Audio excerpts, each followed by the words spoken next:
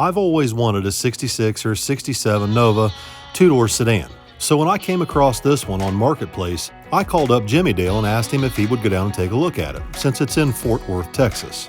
From what I could tell, other than the floor pans, the car was rock solid and had spent its entire life in Fort Worth. So this car's never seen salt and probably never even seen snow. Until now.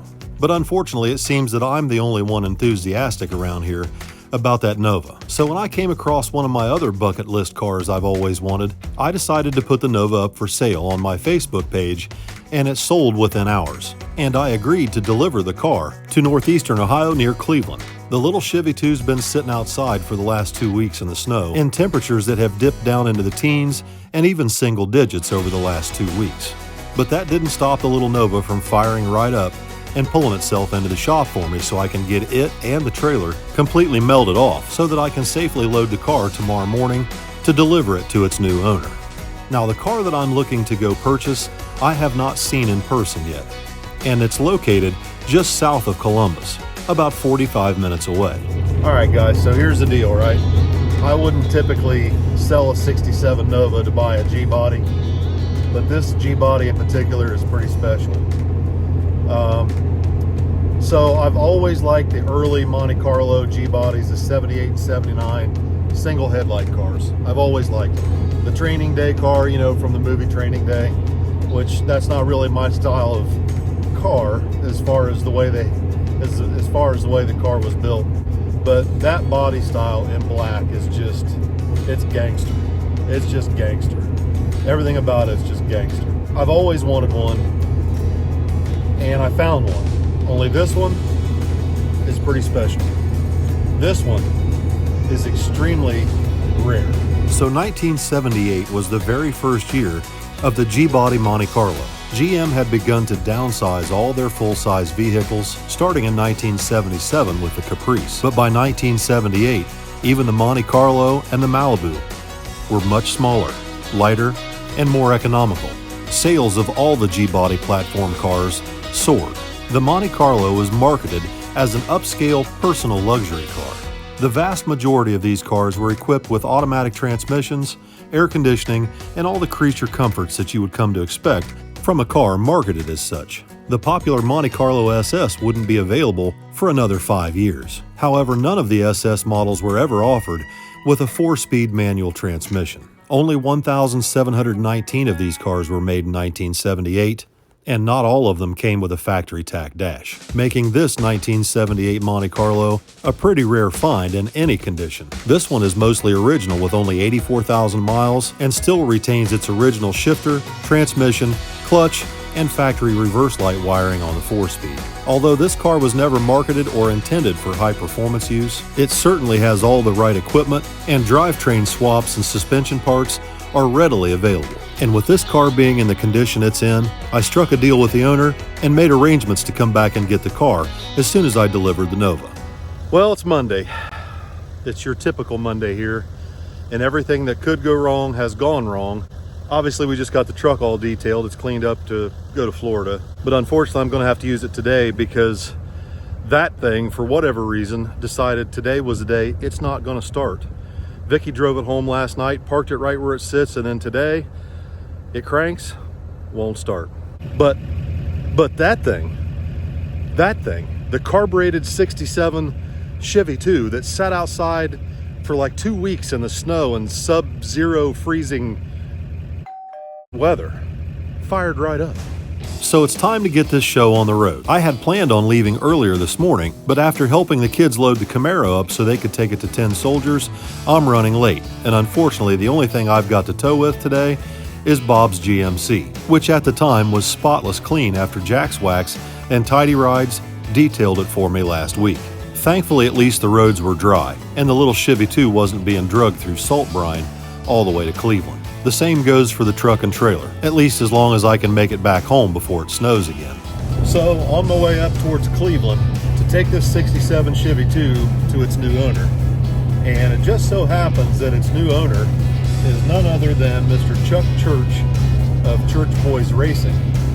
And we got to know Chuck through No Prep Kings. We went to the No Prep Kings event there at National Trails where Tommy Tommy actually won and then beat Chuck Sightsinger in the runoff. But anyway, they were pitted right next to us, and I got to know them, and kind of got to know them through Farm Truck and Asian. And they've had nothing but wonderful things to say about these guys. This family of friends that work on Chevy 2s up here in Cleveland, just southeast of Cleveland.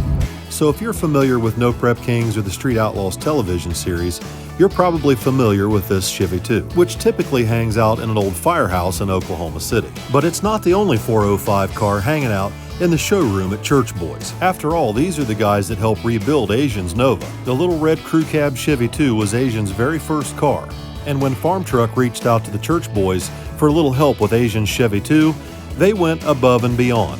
It was a complete surprise to Asian when they pulled back the car cover, revealing what Chuck Church and his crew had accomplished on his Nova. The project has formed a bond between Farm Truck, Asian, and the Church Boys that goes well beyond just friendship. It's a situation a lot like me and Uncle Bob and Uncle Terry, Mark at A1, and other people that we consider to be family. So to be quite honest, I was pretty excited to get to come up and meet Chuck, his crew, and take a tour of the facility today and hang out for a little while. I pulled the little Chevy 2 into the main shop that they consider to be their assembly room. The place is kept spotless clean and very well organized, full of 62 through 67 Chevy 2 project cars, both for the shop and for customers. The Church Boys specialize in working on these cars, and only these cars. They build suspension systems and front subframes for these cars right here at this location in the fab shop out back. All of their suspension and subframe parts are made from American-made steel and are assembled and welded together right here in the fab shop. All of these parts are available online at churchboysracing.com, or you can go right to their location and pick the stuff up in person. And Chuck and his guys would be more than happy to show you everything that goes into producing these parts as well as installing them. So what do you got in here? Modular front ends. Modular front ends, there's 3 of them. All crated up, ready to go out the door, huh? Yes, sir. If picking your parts up in person is out of the question, they'd be happy to ship them to you as well. So Chuck, how long have you guys been in business here as Church Boys Racing? Part-time, we started in 2008. I was a tool and die maker. So I did that from 2008. In 2020, business got to where it was, I was running 2 businesses. You know, I was working at home doing this, and I was working at my normal job. And they needed somebody, tool makers, they wanted them to leave. They had too many of us.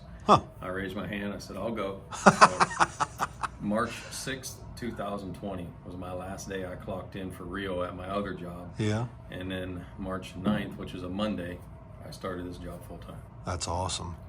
So you guys work specifically with 62 through 67 Chevy 2s. That's it. That's your thing. Yes, sir. With all the technology that you guys have now to build basically complete new front and rear suspension systems, you can mini tub these cars and put, I saw that one car had triangulated 4-link underneath of it, and you make all this stuff in-house right here, all out of American-made steel. That's right. You were telling me back there that the tubing, you're out of tubing right now because they're out of American-made tubing. I'm out of tubing. I got plenty of 1 1/4, and I'm waiting on 1 5/8. I'm waiting on 1 inch, and it's usually just a week or 2, and we have tubing, and they're like, well, we gotta find it. We don't have it. You know, they got all kind of it from India. I'm like, no, thank you. Yeah. So all these parts that came in, you were showing me back there, like all this stuff comes laser cut, punched, stamped, whatever the case may be. And then you guys assemble it and weld it here in-house. And then you've got, of course, your own shop out there to install the parts. Yeah. You've got a showroom here where people can actually stop here and buy parts from you. And it's like your whole family works here. Pretty much, yeah. My dad works in, he'll answer the phone calls. He puts people's orders together, packages them, sends them out. I got my sister working here. She's helping with the administrative duties and also with the shipping and handling and stuff like that. So yeah, that's incredible. And an awesome showroom out there. That was Ryan Martin's white 67 Chevy 2 sitting out there, and of course Asian's red 4-door Nova. Honestly, I found out about Church Boys Racing through Farm Truck and Asian because you actually built Asian's car. And they actually did a little part of the show on that build, right? Yep.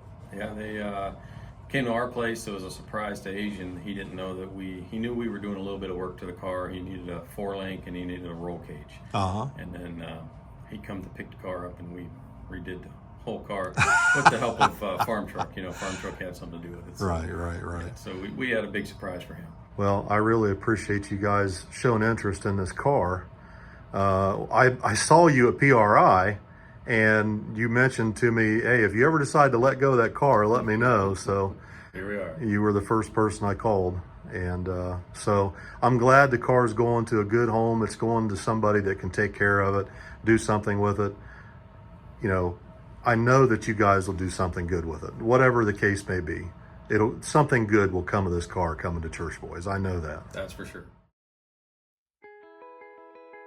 Finally, it was time for me to hit the road and head back home and do my best to get a little bit of sleep before I head back towards Columbus tomorrow morning.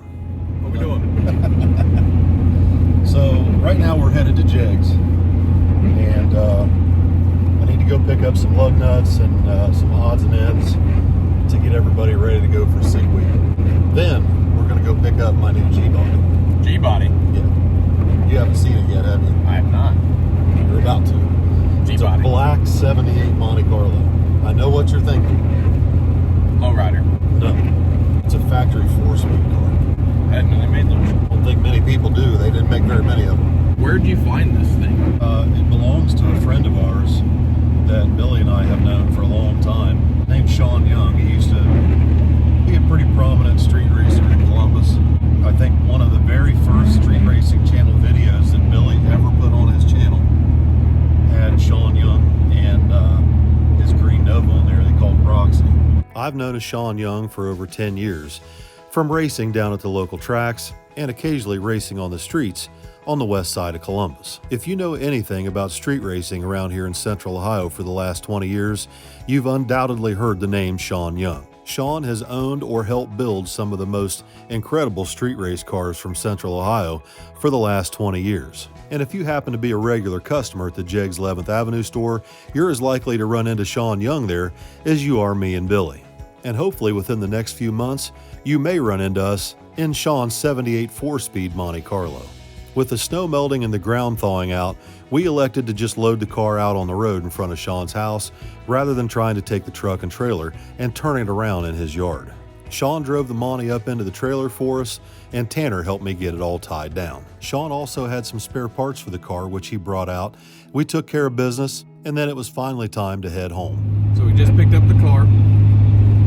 First impressions. Oh, it's not a first impression for me, because I already saw it the other day. Okay, so It's first impressions for you. first impressions for me, it is extremely nice. I've been looking for one of these cars for a couple of years, preferably a black one. So naturally, I was pretty excited and couldn't wait to get the car home to start making it my own. And the rally wheels and the factory steering wheel were the first things to go. I had already ordered a steering wheel off eBay 3 days before I went to even look at the car. And my spare set of RC comps made their way on the car before Vicky ever saw it. Having a fit. Oh! Oh, isn't that pretty?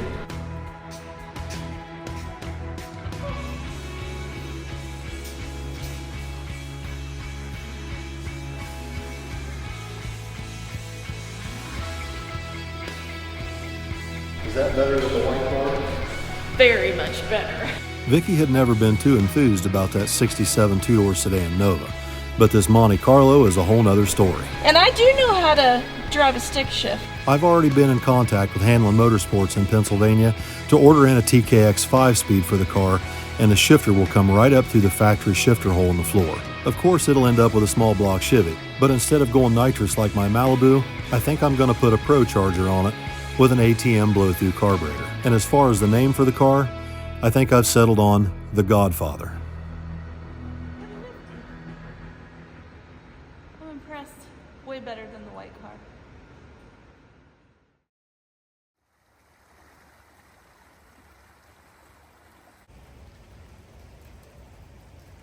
What are you doing there, Junebug? I'm welding the new turbo flanges on the old exhaust pipes.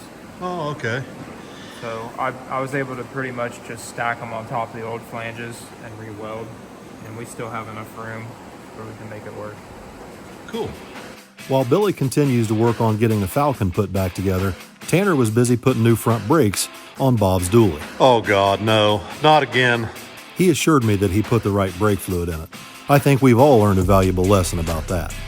Once we got the front brakes bled on Bob's truck, it was time to back it out and put the 55 back in Billy's shop so that we can roll Billy's Nova forward and put it on the rack so we can do an oil change.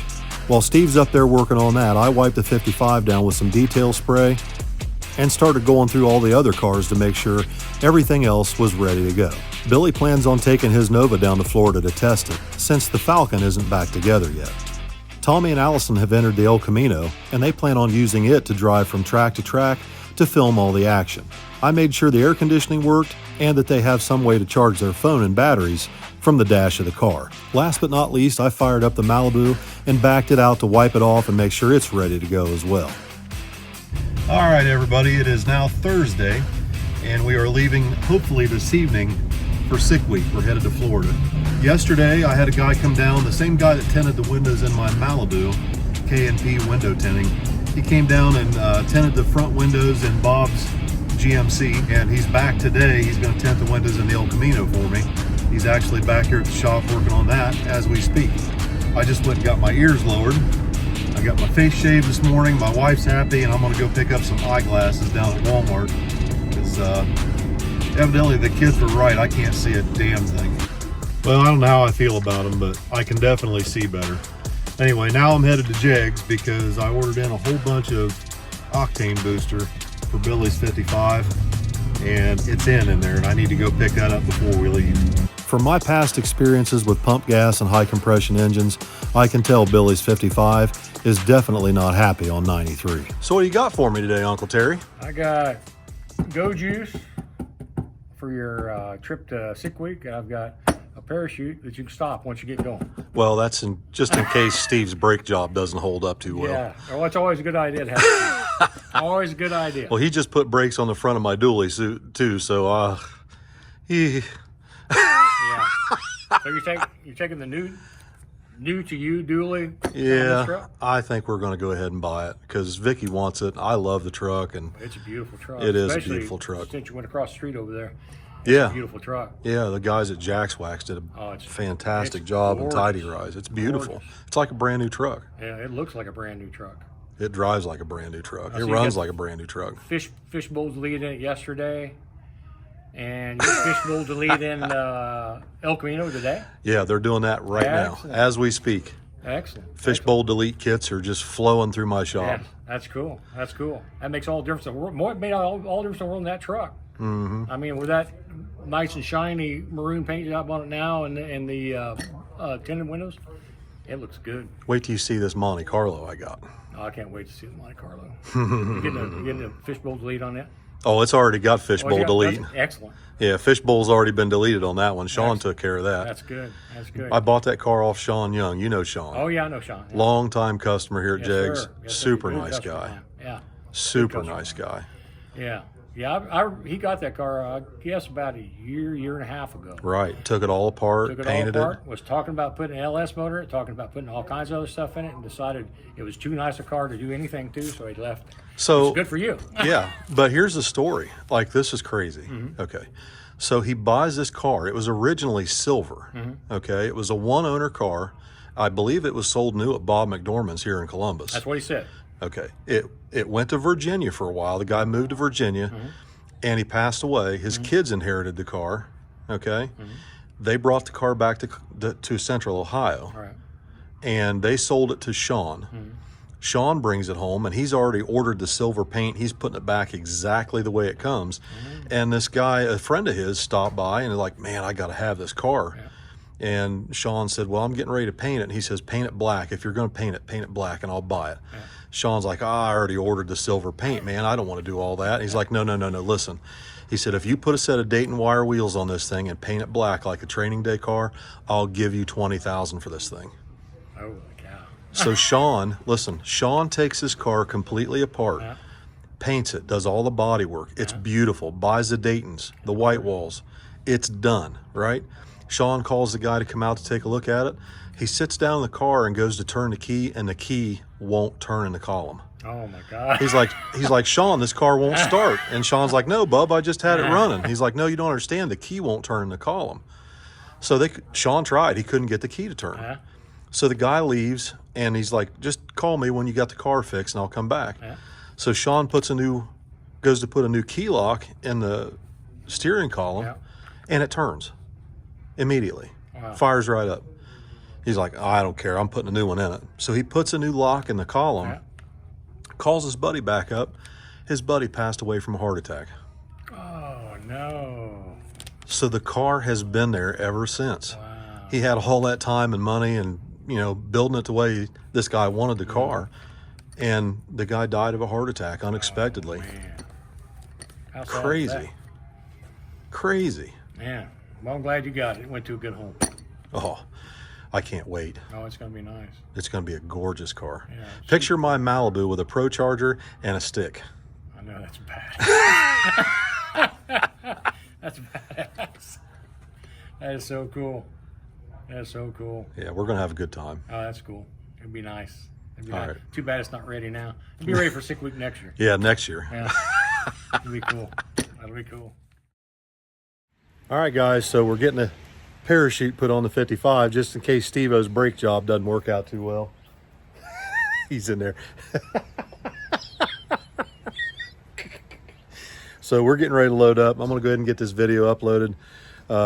Can't wait to show you guys my plans for the Monte Carlo. It's going to be really cool. It's either getting twin turbos or Pro Charger. It's getting one or the other, and a 5-speed. So I'm looking forward to it. It's definitely something to pick up my spirits in this gloomy, nasty February weather. Let's go back here and check on the El Camino, see how this guy's coming on it. He should be just about done tinting the windows. How you doing? You just finishing up? Oh wow, that looks awesome. Last one done. That looks so much better.